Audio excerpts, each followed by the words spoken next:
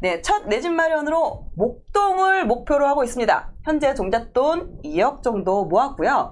저희 부부는 살아온 환경 탓인지 30 중후반이 되면서 부동산이나 재테크에 비로소 관심이 생기기 시작했어요. 자녀 계획이 구체적으로 이야기 나오면서 더 그런 것 같습니다. 다행인 건 저나 남편이나 소비욕이 별로 없어요. 특히 저는 저축을 하면 돈이 쌓이는 걸 보는 게 참 좋습니다. 네. 멋있는 그래서 분이네요. 결혼 당시 남편은 빚밖에 없었지만 제가 가진 돈으로 시작해서 알뜰살뜰 잘 살 수 있을 거라는 자신감도 있었던 것 같아요. 내가 먹여 살릴게. 네, 멋집니다. 네, 마이너스로 시작한 결혼 생활이었지만 2억 정도 되는 돈이 지금 와보니 모여 있더라고요. 현재 친정 식구들이랑 다 같이 목동에 붙어 사는데 엄마도 언니네도 모두 10억이 넘는 아파트에 자가로 살고 있어요. 저희 부부는 목동 빌라에 전세로 살고 있고요. 워낙 환경이 좋은 동네다 보니 별 생각 없었는데 언니네 아파트가 3년 새 5억이 오르는 걸 보고는 진짜 깜짝 놀랐습니다. 그래서 자녀 계획도 있겠다. 앞으로 10년 정도는 마음 편하게 실거주할 수 있는 첫 내 집 마련을 목동에서 하고 싶습니다. 저희 부부는 목동에 단지가 갖춰진 아파트 매수는 어려울 것 같고 근처에 나홀로 아파트들이 많아서 나름 찾아봤어요. 그 중에서 가격, 평수, 집 구조 등 마음에 드는 곳이 있었습니다. 목동하면 역시 학군이라는 확실한 테마가 있기에 인기학교로 배정받는 위치라는 것이 특히 마음에 들었어요. 가격도 최근 거래가보다 2천만 원 저렴하게 올라왔더라고요. 같은 돈이면 다른 지역의 대단지 아파트도 가능하긴 한데 제가 계속 목동에 살았던지라 딴 동네에 막 마음이 가지 않아요. 나홀로 아파트 매수해도 괜찮을까요? 아니면 내 집 마련과 투자 가치를 둘 다 챙기기 위해서 지금껏 살아온 익숙하고 살기 좋은 동네를 벗어나야 할까요? 제가 가진 돈으로 목동을 고집하면 안 되는 걸까요? 매우 고민이 됩니다. 제발 저희 부부의 첫 내 집 마련을 월부에서 도와주세요. 라는 사연을 주셨습니다. 자, 지금 현재 이분들의 이제 지금 가게 상황을 한번 보도록 할게요. 지금 현재 전세 거주 중이시고요. 그래도 대출, 뭐 전세자금 대출, 학자금 대출 이런 거 다 빼면은 순자산이 2억 2,500만 원 정도 있으시고요. 그리고 맞벌이시고 두 분의 월 소득은 630만 원 정도 되십니다. 여기에 월 지출이 200만 원 정도, 월 저축액이 한 430만 원 정도 많이 저축하시네요. 지금 저축을 하고 계십니다. 저축액이 상당히 좀 높은 편이세요. 좋습니다. 돈을 되게 잘 모으시고 계신 것 같아요. 그런 것 같습니다. 남편 먹여 살린다는 내가 먹여 정도면. 네. 자, 이분들의 가장 큰 고민입니다. 목동에 있는 나홀로 아파트 이거 매수해도 괜찮을까요? 그러니까 나홀로 아파트는 한 개 동짜리, 한 동짜리 아파트를 말합니다. 아니면 제가 가진 돈으로 목동이라는 동네를 고집하는 게 어리석은 일일까요? 네, 안녕하세요. 네, 자음과 모음입니다. 반갑습니다. 고민이 이제 목동의 나홀로 아파트를 살까 말까가 제일 큰 고민이신 것 같은데 목동의 나홀로 아파트를 사고 싶은 가장 큰 이유가 있다면 어떤 이유가 있으세요? 그냥 제가 봤을 때 지금 딱 그 나홀로 아파트가 있는 주변의 다른 아파트들은 가격이 10억대 이상 되고 단지들이 있는데 이 아파트만 거의 절반 가격에 인프라, 학군, 생활 편의시설 그 모든 게 완전히 붙어 있어서 다 공유되고 있거든요. 그러니까 10년 정도 실거주할 목적으로 좀 보다 보니까 목동이라는 동네가 참 아이 키우기에도 좋아서 이렇게 생각을 해보게 됐어요.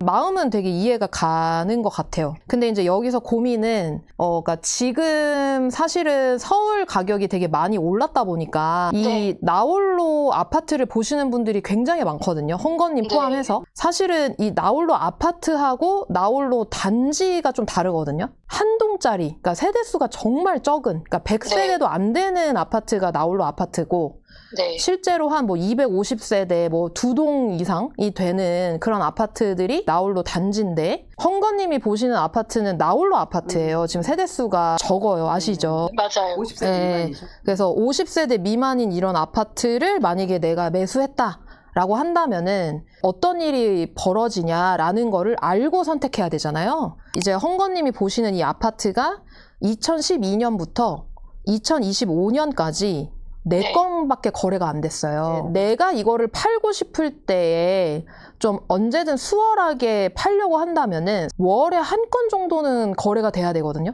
목동 생활권을 다 누릴 수 있는데도 불구하고 13년 동안 4건밖에 거래가 안 된 거예요. 네, 그럼 이제 나중에 홍건님이 이거를 팔고 어딘가로 넘어간다라고 했었을 때 네. 이 거래 자체가 되게 어려워질 수가 있는 거예요. 환금성이 저희가 떨어진다라고 네. 말씀을 드리거든요. 그리고 이제 이런 게 있는 거예요. 지금 서울이 되게 많이 올라갔고 여기가 목동이잖아요. 네. 근데 언니가 가지고 있던 아파트는 2, 3억이 올라간 거예요. 네. 근데 이 아파트는 실거래가보다 2천이 떨어진 거예요. 그거를 아셔야 돼요. 왜 떨어졌지? 그러니까 이게 왜 가격이 싸지? 이 목동 정도의 입지가 되면은 사람들이 살려고 아우성이에요. 뭐 부동산 가면은 사람들이 막 줄 서서 막 매수하고 매도자들도 물건 다 거두고 막 이게 아예 매물이 안 나오는 상황인데 그만큼 이런 상승장에서도 거래가 안 되기 때문에 싸게 나와 있는 거죠. 나는 여기서 10년을 거주할 거야. 그러니까 나는 이게 나중에 팔지 않을 거야.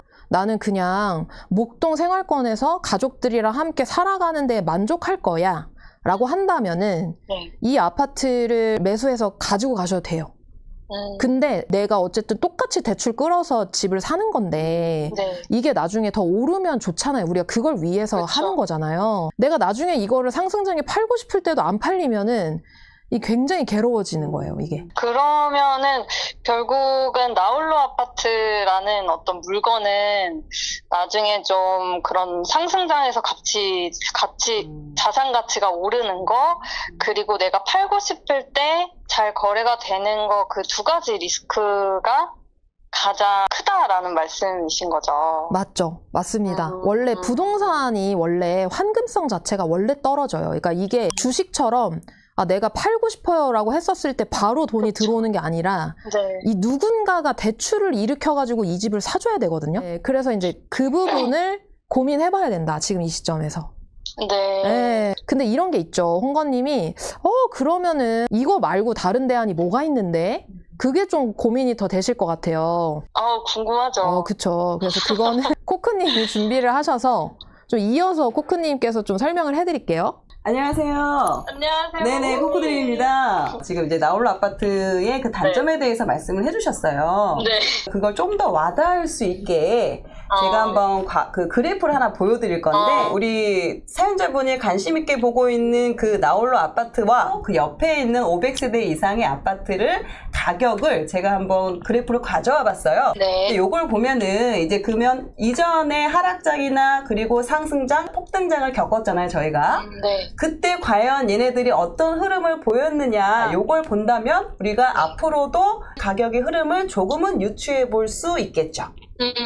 그 옆에 있는 이제 500세대 단지 22평 평형은 더 작습니다. 그리고 연식도 더 오래됐어요. 뭐 03년식 정도 됩니다. 자, 근데 그 친구가 2012년도에는 3억 4천 정도 했어요. 자, 그런데 그 옆에 있는 한 동짜리 27평형 아파트는 연식이 더 좋습니다. 12년도에 3억 7,500만 원으로 오히려 나홀로 아파트가 더 비쌌습니다. 아하, 연식도 좋고 평형도 넓으니까 그리고 입지는 같으니까 나홀로 아파트가 더 비싼 거구나 라고 생각을 하겠죠.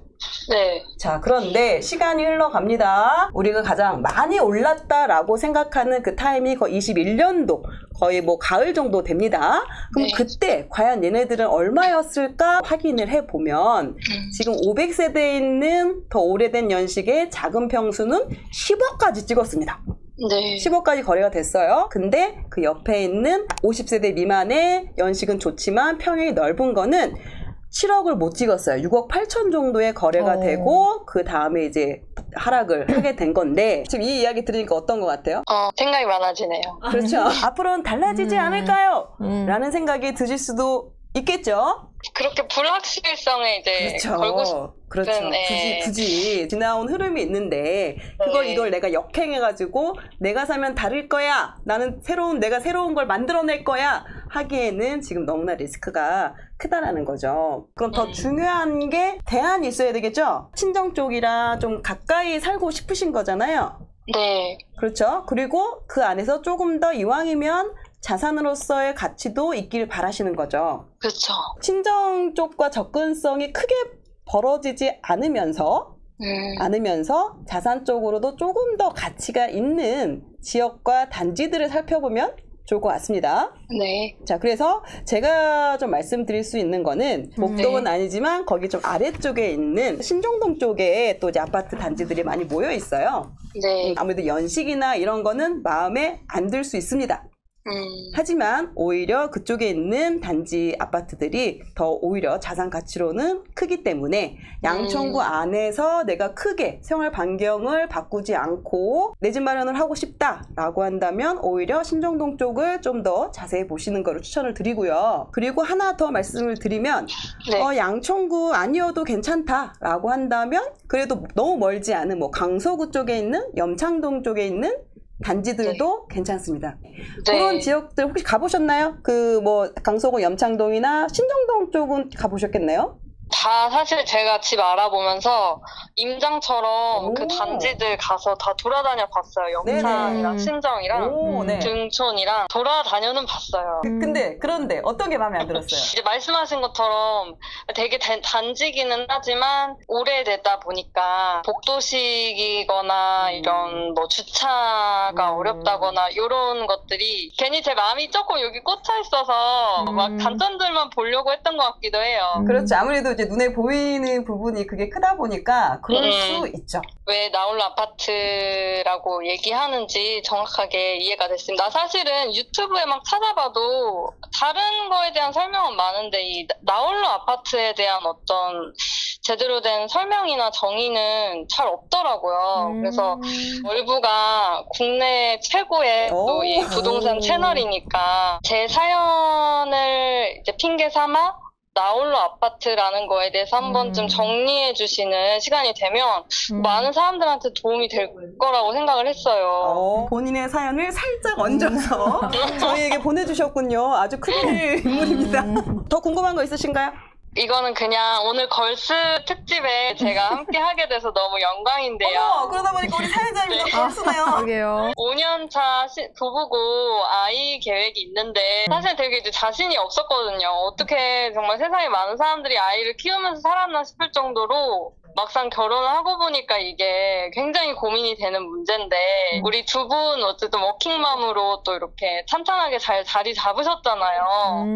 되게 힘든 시간도 보내셨을 것 같은데 예비 워킹맘인 저에게 조언 한마디씩 해주신다면 너무 감사할 것 같습니다. 저는 이제 지금 저희 아이들은 고등학교 3학년, 고등학교 1학년입니다. 근데 저는 아이를 낳으면 모성애가 자동으로 생기는 줄 알았어요. 그게 아주 자연스럽게 장착이 될 줄 알았는데 그게 아니더라고요. 맨날 짜증내고 있더라고요.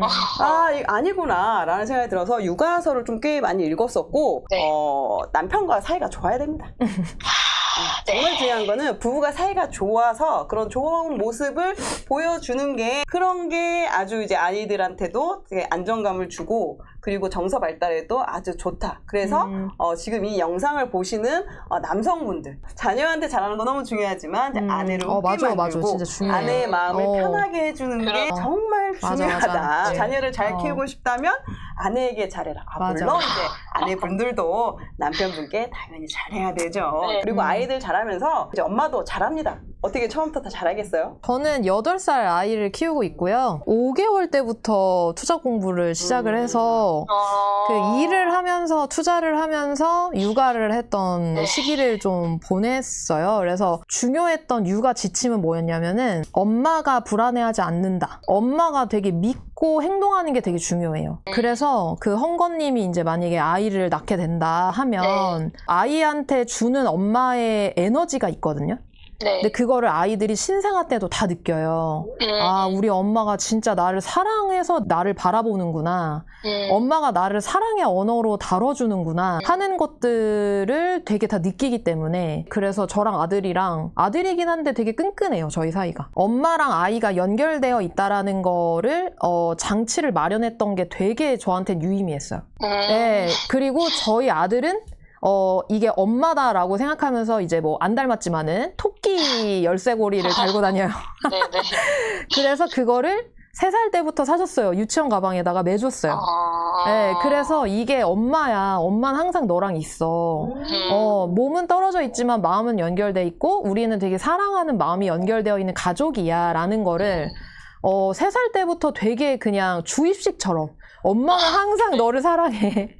연결돼 있어. 라는 것들을 많이 말해줬던 것 같아요. 그러니까 아이가 느껴요, 그거를. 네, 그래서 그런 게 가장 중요했던 것 같아요. 다시 요약하자면 첫 번째는 엄마가 불안해하지 않고 네. 우리 아이한테 사랑과 지지의 마음으로 표현하는 거. 그다음 두 번째는 엄마가 너를 사랑한다라는 거를 이제 연결되어 있다라는 어떤 물건들 있잖아요. 그런 것들을 좀 마련해가지고 같이 함께 하는 거가 되게 의미가 있었던 것 같아요. 네. 공감과 도움이 되었습니다. 좋습니다. 네, 남편분한테 말씀하십시오. 네. 아내한테 잘해야 된대. 라는 말을 하시면 좋을 것 같습니다. 네, 오늘 이렇게 통화 나누고 이야기 나눠봤는데요. 좀 어떠셨나요? 너무 감사드리고 계속 제 머릿속에만 있을 때는 뭔가 답이 안 보였는데 좀 더 현명한 선택을 할 수 있을 것 같아요. 좋습니다. 네, 아까 처음 시작했을 때 그 의심의 그 목소리보다 지금 어느 정도 확신의 목소리, 호탕한 웃음으로 어느 정도 솔루션이 잘 됐다라고 생각이 들고요. 다시 한번 제가 말씀드린 그 지역 단지들 한번 다시 가서 한번 보시고 정말 사람들이 좋아하는 게 뭘까 이거에 대한 좀 고민해보시고 남편과 이야기해보시고 알아보시기를 바라겠습니다. 네, 감사합니다. 네, 좋습니다. 그럼 여기서 마치도록 할게요. 네, 감사합니다. 네, 안녕. 네, 화이팅. 네. 신혼의 그 목소리가 느껴지네요. 맞아요. 그 에너지나 이런 게 기억도 안 나는 그 에너지를 지금 받을 수 아니신가요? 있어서. 저 신혼 아니에요. 쪽으로도 신혼이 아닙니다. 아들과만 지금 신혼의 분위기. 맞아요. 너무 사랑합니다. 아들.